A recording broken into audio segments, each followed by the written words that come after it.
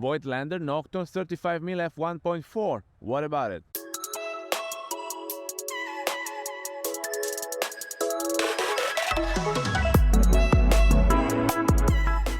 Hello everybody, welcome back to the channel. Thomas Love here from beautiful Vancouver, British Columbia, and today is a gloomy day. Therefore, I went out to test my Pixii and Voigtlander combo with soft white light down there in the city all around. But I have been testing this camera and this lens for a while now. I've been shooting with this combo for 3 good months, while prior to that I was using my Leica M-mount for 3 good years. So the comparison is not easy because the bar was set so much high up there that it's hard to catch up, but I was not disappointed at all.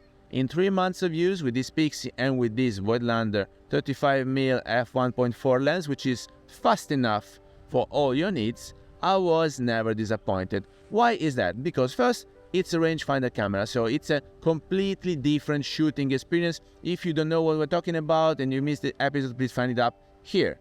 But apart from that, it's an EDC, very compact, lightweight. As you can see, both the camera and the lens are very compact and lightweight. And of course, it's a manual shooting experience. So with this number of blades, you can also have a good bokeh effect if needed. But with street photography, we almost never shoot wide open, right?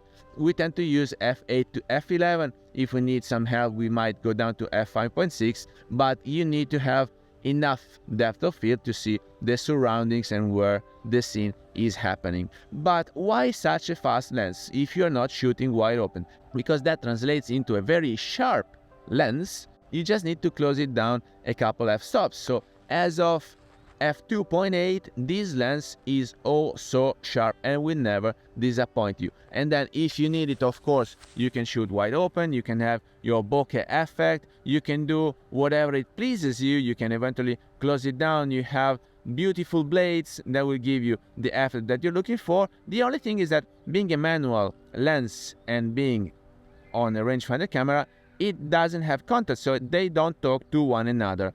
Meaning that when you are revising the raw files afterwards in your post-production software, whatever you're using, you will never know what f-aperture you used. And so you can guess it, but it's not so easy. But anyway, this is just a minor thing because then the camera will study the metering and the exposure just by checking it on the sensor, so they don't really need to talk to one another. But apart from that, how is the build?